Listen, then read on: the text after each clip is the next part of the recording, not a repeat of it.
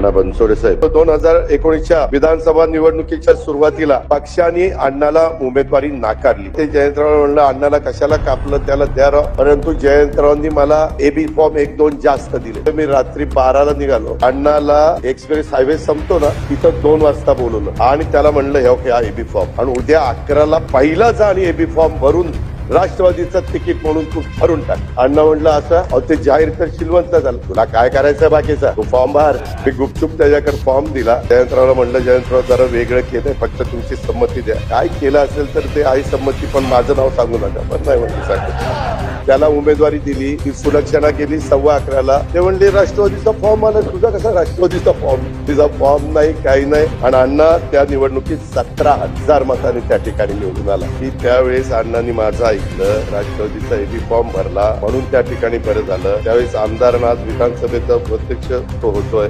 राजकारणात माझं ऐकलं तर कुणाचं किती भलं होतं ते बघा.